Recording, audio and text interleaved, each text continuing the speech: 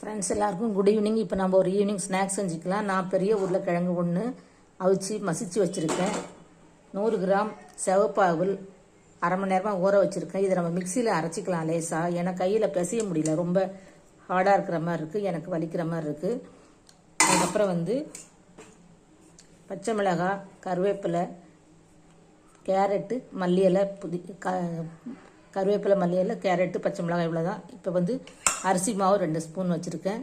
அதுக்கப்புறம் bread crumbs வச்சுருக்கேன். இப்போ நம்ம இந்த மாவை முதல்ல அவலை அரைச்சிக்கலாம். நம்ம இப்போ சிவப்பு அவலை அரைச்சாச்சு. இந்த கேரட், பச்சை மிளகாய், வெங்காயம், கருவேப்பிலை, மல்லியில் போட்டாச்சு.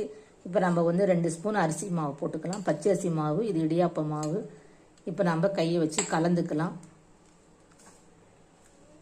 இப்போ நீங்கள் ட்ரையாக இருந்தால் தண்ணி கொஞ்சம் தெளிச்சிக்கலாம், இல்லை ஈரமாக இருந்துச்சுன்னா மாவு போட்டுக்கலாம். இப்போ நம்ம பிசைஞ்சிட்டு காட்டுறோம் உங்களுக்கு. நான் 2 ப்ரெட்டை மிக்சியில் அரைச்சி பொடி பண்ணி பிரெட் க்ரம்ஸ் ரெடி பண்ணியிருக்கேன். இப்போ பாருங்கள், நான் மொத்தமாக ஒரு 5 ப்ரெட்டு பண்ணினேன். இதுக்காக ஒரு 2 ப்ரெட்டு மட்டும் தனியாக பண்ணிட்டேன். இப்போ எல்லாம் சேர்த்து கலந்துக்கலாம். வாரத்துக்கு கொஞ்சமாக தனி மிளகாய் தூள் போட்டு கலந்துருக்கேன். நம்ம கட்லட் ஷேப்பில் எல்லாத்தையும் தட்டிக்கலாம். மாவு ட்ரையாக இருந்தால் சொன்னபடி தண்ணி ஊற்றுங்க. உருளைக்கிழங்கு சீவி கூட போட்டுக்கலாம், இல்லை நல்லா மசிச்சிக்கலாம். இப்படி நல்லா உருட்டி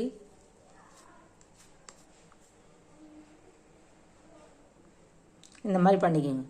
இப்போ வானலில் எண்ணெய் சூடாகிடுச்சு, நம்ம ஷேலோ ஃப்ரை பண்ணிக்கலாம். இப்போ செஞ்சு வச்ச கட்லெட் உருண்டைகளை சிவப்பு அவல், உருளைக்கிழங்கு, கேரட்லாம் சேர்த்ததை நம்ம போட்டுக்கலாம்.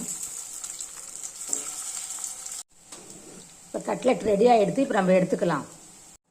ஃப்ரெண்ட்ஸ், நான் அடுத்த செட்டுக்கு கார்ன்ஃப்ளவர் மாவில் டிப் பண்ணி பிரெட் க்ரம்ஸில் போட்டு பிரட்டி வச்சுருக்கேன். இப்போ நம்ம இதை வச்சுக்கலாம்.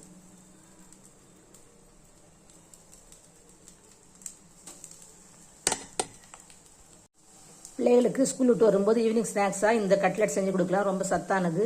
எங்களுக்கு செஞ்சு பாருங்கள்.